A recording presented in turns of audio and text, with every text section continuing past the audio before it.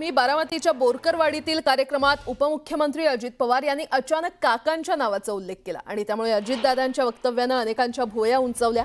काकांना विश्वासात घेतल्याशिवाय पुढे चालत नाही असं वक्तव्य त्यांनी केलं आणि त्यामुळे पुन्हा एकदा अजित पवारांच्या वक्तव्याची चर्चा सुरू झाली आहे। उपमुख्यमंत्री अजित पवार यांना अनेक कार्यकर्त्यांनी निवेदनं दिली होती आणि या निवेदनातील रस्त्याच्या कामाबाबत सांगताना काकांचा उल्लेख केला। तर अजित पवारांचं हे बोलणं ऐकून सगळ्यांनीच हसून दाद दिली। काल रयत शिक्षण संस्थेच्या बैठकीत शेजारी ते बसले होते आणि त्यामुळे त्याचीही राजकीय वर्तुळात चर्चा रंगली होती। कोण राहिलेला असेल तर त्याला हे करा। आणि काका कुतुळ मी मगाशी एक रस्त्याच्या बद्दल सांगितलेलं आहे, त्याच्यात सहकार्य करा।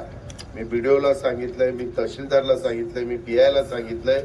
काकालाही म्हणलं विश्वासात घ्या, कारण काका लोकांना विश्वासात घ्यावं लागतं, त्याशिवाय पुढे चालत नाही। म्हणजे काका कुतुळांना, नाहीतर लगेच दादा घसरले, कुणावर घसरले नाही।